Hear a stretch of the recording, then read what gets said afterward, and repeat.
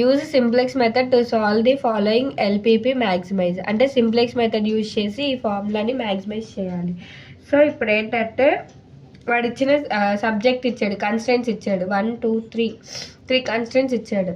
So convert in equivalent and 2 into equal అంటే slag కానీ లేకపోతే సర్ప్లస్ వేరియబుల్స్ కానీ యూజ్ చేసుకొని చేస్తాము. ఇక్కడ స్లాగ్ కానీ సర్ప్ వేరియబుల్స్ అంటే ఏంటంటే S1 S2 S3 అనమాట. సో ఫస్ట్ ఈక్వేషన్కి S1 ఇస్తాం, S2 S3 అనేది 0 ఇస్తాం. 2x1 plus x2 plus S1 plus 0s2 plus 0s3 is equal to 50. Next second ఈక్వేషన్కి వచ్చేటప్పటికి S2కి ఇస్తాం, థర్డ్ ఈక్వేషన్ S3కి ఇస్తాం. అలాగా ద ఆబ్జెక్టివ్ ఫంక్షన్ ఈజ్, అసలు జెడ్ వాల్యూ ఏంటి 4x1 ప్లస్ 10x2. దీనికి S1లన్నీ అంటే సబ్జెక్ట్ అనేది మొత్తం 0 అవుతుంది, కానీ ఇవి తీసుకుంటాం S1 S2 S3 అనేవి. Next the matrix form is, ఈ వాల్యూస్ అనేది మ్యాట్రిక్స్ ఫామ్లో రాయాలి. ఇప్పుడు 2 1 1 0 0 ఎలా వచ్చిందంటే 2 1 1 0 0 2 5 0 1 0 2 5 0 1 0. Okay, next 2 3 0 0 1 2 3 0 0 1. నెక్స్ట్ ఇక్కడ వచ్చేసప్పటికి ఏమైతే కాన్స్టెంట్స్ తీసుకున్నాము అంటే x1 x2 S1 S2 S3 is equal to వాడు ఇచ్చిన ఈజ్ ఈక్వల్ టు వాల్యూస్ ఇచ్చారు చూడండి 50 100 90. సో 50 100 90. నెక్స్ట్ వచ్చేటప్పటికి ఇక్కడ x1 అనేది x2 అనేది greater than or equal to 0 అయితే 0 ఉండాలి, లేదంటే గ్రేటర్ దెన్ ఉండాలి వచ్చేటప్పుడు లాస్ట్లో x1 x2 వాల్యూస్ వచ్చేటప్పుడు. The first iteration of simplex table అంటే ఇవి టేబుల్స్లో చేయాలి. సింప్లెక్స్ టేబుల్ ఫస్ట్ ఇటరేషన్ ఎలా అంటే బాక్స్ తీసుకుంటాం, ఇదేమో బేసిక్ వాల్యూస్, ఇదేమో సిబి, ఇదేమో ఎక్స్బి. నెక్స్ట్ x1 x2 ఈ వాల్యూస్ ఉన్నాయి చూడండి ఇక్కడ వేసుకుంటాం. నెక్స్ట్ ఇది పక్కన పెట్టేస్తే ఈ బేసిక్ వాల్యూస్ అనేవి ఏంటంటే S1 S2 S3 అనేమాట, అంటే వీటికి వాల్యూస్ కనుక్కోవడం. సిబి అనేది ఏంటంటే వీటి యొక్క కోఎఫిషియన్స్, వాటి యొక్క కోఎఫిషియన్స్ మనం 0నే కదా తీసుకునేది స్టార్టింగ్, సో అందుకే వాటి యొక్క కోఎఫిషియన్స్ 0 అయిపోతాయి. నెక్స్ట్ ఎక్స్బి అంటే ఈ వాల్యూస్ వేస్తాం 50 100 90. x1 x2 S1 S2 S3 అనేవి ఈ మ్యాట్రిక్స్ యాస్టీస్ ఇక్కడ వేసేస్తాం. ఇక్కడ వేసాక ఇక్కడ ఫస్ట్ ఇక్కడ కనుక్కుంటాం ఏంటంటే జెడ్జే అంటే ఏంటి, జెడ్జే అంటే ఏంటంటే sigma XB CB minus CJ చేయాలి. సో అంటే ఈ వాల్యూస్ రావడం కోసం. అది సిజే అంటే ఇక్కడ 4 10 0 0 అది ఎలా వచ్చిందంటే మనకి ఇచ్చిన గివెన్ ఈక్వేషన్ ఉంది కదా, వాటి యొక్క కోఎఫిషియన్స్ అంటే x1 యొక్క కోఎఫిషియంట్, x2 యొక్క కోఎఫిషియంట్, S1 S2 S3 వాటి యొక్క కోఎఫిషియన్స్ వేస్తాము. వేసాక next XB into CB, XB ఉంది సిబి ఉంది, 50 ఇంటూ 0 0 0 మైనస్ 4 నెక్స్ట్ 100 అంటే 100 ఇంటూ 0 0 0 మైనస్ 10 0 0 0 0 0 యాక్సిస్ వేసేస్తాం. ఇప్పుడు ఇక్కడికి వచ్చేటప్పటికి ఇన్కమింగ్ వెక్టర్ అనేది కనుక్కోవాలి. ఇన్కమింగ్ వెక్టర్ ఎలా కనుక్కుంటామంటే మనకి ఇక్కడ వచ్చిన నెగిటివ్స్లో వచ్చిందనుకో అందులో ఏదైతే మినిమమో ఆ వాల్యూ తీసుకుంటాం.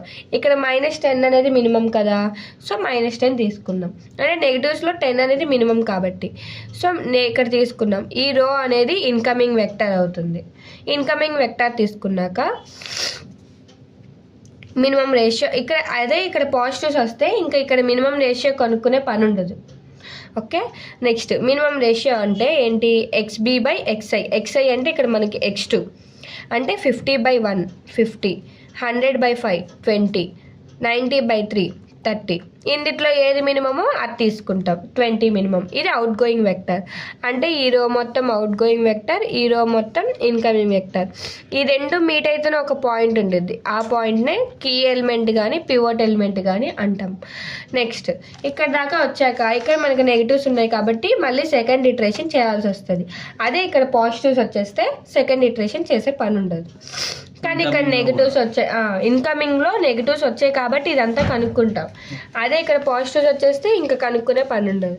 Next here all Z J less than or equal to 0 and the incoming vector is x2.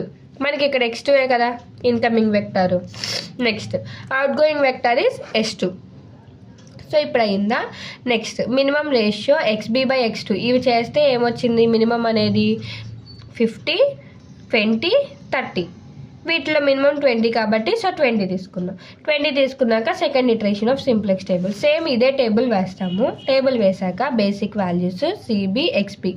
Next ఇక్కడ ఏంటంటే ఈ s2 ప్లేస్లో ఈ x2 సబ్స్టిట్యూట్ చేస్తాం. ఓకే, ఎందుకంటే ఇక్కడ మనకి దీని నుంచే నెగిటివ్ వచ్చింది కాబట్టి దాని ప్లేస్లో ఇది సబ్స్టిట్యూట్ చేసేసి మారుస్తాం. ఇంకోటి ఏంటంటే ఈ పివట్ ఎలిమెంట్ పైన ఉన్నది కింద ఉన్నది 0 అవ్వాలి ఈ టేబుల్కి వచ్చేటప్పటికి. So CB XB x1 x2 ఇక్కడ మాత్రం అయ్యే ఉంటాయి, ఇక్కడ మాత్రమే x2 వస్తుంది. x1 x2 s1 s2 s3. Next సీజర్ వాల్యూస్ కూడా సేమ్ అదే ఉంటుంది. ఇక్కడికి వచ్చేటప్పటికి 0 యాస్టీస్ 0, s3 యొక్క కోఎఫిషియంట్ 0నే. నెక్స్ట్ x2 యొక్క కోఎఫిషియంట్ ఏంటి 10 కదా, సో 10. నెక్స్ట్ ఇప్పుడు ఫస్ట్ ఏం చేయాలంటే ఈ రో ఉంది కదా, ఈ రోలో ఈ ప్లేస్లో 1 రావాలి. అంటే ఏం చేయాలి, డివైడెడ్/5 చేస్తే మనకి 1 వస్తుంది. ఇప్పుడు చూడు 2/5, 5/5 1, 0/5 0, 1/5 0. ఇక్కడికి ఇది అయిపోయిందా. నెక్స్ట్ ఇక్కడ 100/5 అంటే 20. Okay, next 50/5. నెక్స్ట్ ఇక్కడ ఏంటంటే ఎలా చేయాలంటే ఇప్పుడు ఇక్కడ 20, 2/5 1 0, 1/5 0 ఉంది. ఇప్పుడు ఇక్కడ వాల్యూ అనేది మనకి 0 అవ్వాలి. 0 అవ్వాలంటే ఇక్కడ ఏం చేయాలి, 1 ఉంది, 1 - 5 అంటే అవ్వదు. అంటే రో ఆపరేషన్స్ చేస్తాం కదా, సో అలా చేయాలి. ఇంటూ 5 చేసామనుకో 5 - 5 0. అంటే ఇప్పుడు ఏంటి ఆ రో రాసుకుందాం ఫస్ట్. 5 50 2 1 1 0 0. ఇప్పుడు ఇక్కడ ఈ రెండు ఒక నిమిషం ఆపి. ఇక్కడ ఏంటంటే ఈ పివట్ ఎలిమెంట్ ఉన్న పైన ఎలిమెంట్ కింద ఎలిమెంట్ 0 అవ్వాలి. సో ఈ రో యూజ్ చేసుకొని చేస్తాము. ఈ రో యూజ్ చేసుకొని ఈ పైన ఎలిమెంట్ కింద అంటే ఈ ఎలిమెంట్ 0 అవ్వాలి. రో ఆపరేషన్ యూజ్ చేస్తాం. ఇప్పుడు ఇక్కడ 1 ఉంది, 5 రావాలంటే ఇంటూ 5 చేస్తే వచ్చింది. ఫస్ట్ ఈ రో రాసుకుందాం. 100 2 5 0 1 0. అక్కడ ఉన్న ఎలిమెంట్ నెక్స్ట్ రో ఏంటి 50 2 1 1 0 0. ఇప్పుడు ఈ ప్లేస్లో నాకు 5 రావాలి. అంటే ఇంటూ 5 చేశాను అనుకో, దీనికి వచ్చింది ఏమొచ్చింది 250 10 5 5 0 0. ఇప్పుడు ఈ రెండింటికి రో ఆపరేషన్ అనేది చేస్తాం. ఎలా మైనస్ చేస్తాం అంటే 250 - 100 150, 10 - 2 8, 5 - 5 0, 5 - 0 -5, 5 - 0 5, 0 - 1 -1, 0 - 0 0. ఇప్పుడు ఇది వచ్చాక డివైడెడ్/5 చేయాలి. ఎందుకంటే ఇక్కడున్న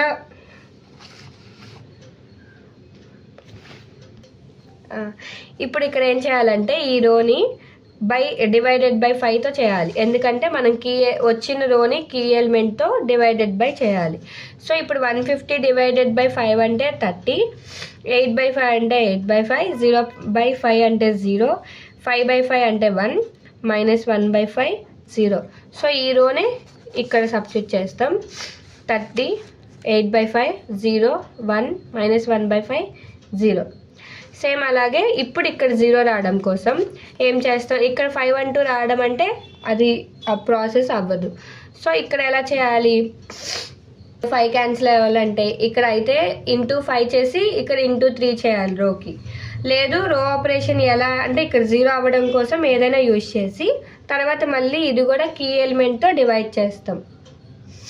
ఓకేనా, ఇక్కడ డివైడ్ చేశాక ఇక్కడ ఏం చేసా, మళ్ళీ జెడ్జే కనుక్కున్నా. అంటే XB × CB - CJ చేసా. అదేంటి XB × 30 × 0 0 0 - 4 30 into 0. ఓకే, ఈ ప్రాసెస్ కాకుండా ఇంకో ప్రాసెస్ ఉంది. అదేంటంటే ఫస్ట్ దీంట్లో ఉన్న x2 రో ఉంది కదా, ఫస్ట్ ఆ రో రాసుకోండి. 10 20 2/5 1 0 1/5 0. సో ఇప్పుడు ఇక్కడ వచ్చేసరికి ఈ వాల్యూలో 0 రావాలని అనుకుంటున్నాం కదా. సో ఇప్పుడు ఏం చేయాలంటే ఈ రో తీసుకుందాం.